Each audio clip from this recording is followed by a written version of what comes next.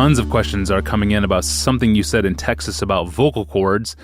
Joe from Dallas asks, could you please expand on your statement from the Linger Conference recently that God has no vocal cords? Case from Dripping Springs, Texas asks the same thing. So does Dixie, a listener named Jordan, and others. So what did you mean at the Linger Conference when you said that God has no vocal cords? Jesus said in John 4:24, God is spirit, and those who worship him must worship him in spirit and truth. And the context of that statement is that he's trying to help the woman at the well disconnect worship from location and buildings. Like, should we worship in Jerusalem or should we worship in this mountain?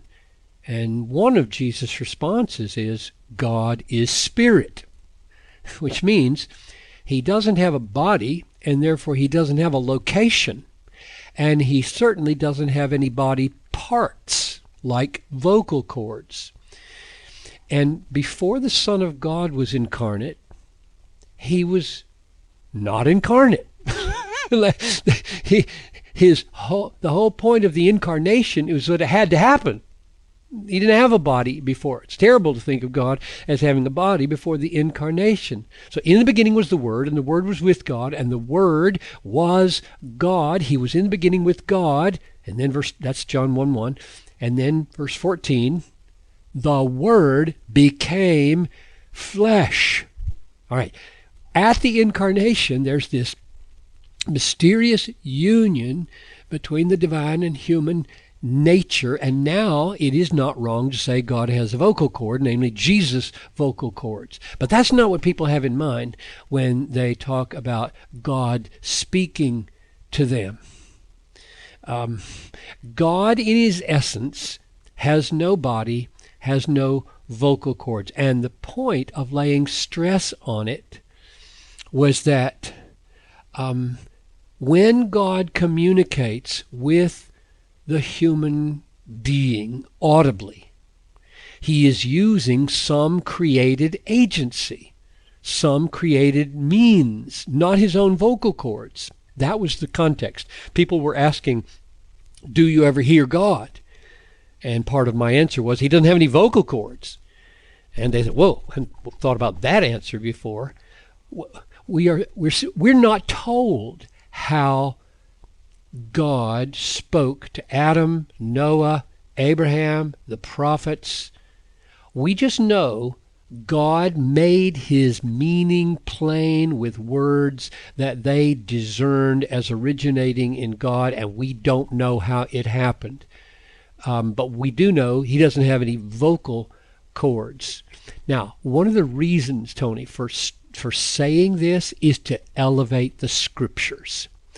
People have a fascination with voices and a dissatisfaction with the word written. This is crazy. This is tragic. This is a great ploy of the devil.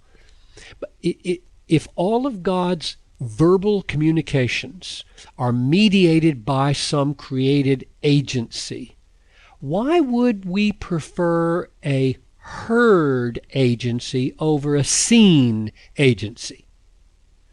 A word sounding in the ear over a word shining in the eye. Why? It's crazy. Why indeed? Well, God has clearly preferred to communicate in writing to the mass of his people. Hence the law and the prophets in the Old Testament, hence the Gospels and the epistles in the New Testament. God prefers the mass of his children to know him through writing. And that way is not less direct than if he spoke by some other agency. In fact, if we trust his wisdom, that he makes no mistakes, this way of writing, this process of communicating with us, must be the best way to do it, since it's the way he did it.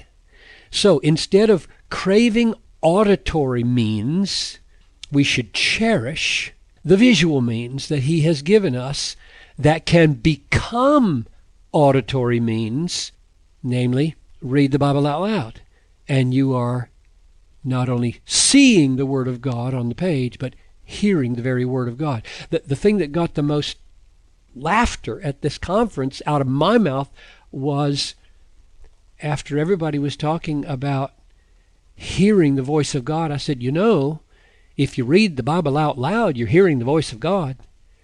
And everybody laughed, and I thought, I hope that laughter is discovery rather than scorn or silliness, because that is absolutely true.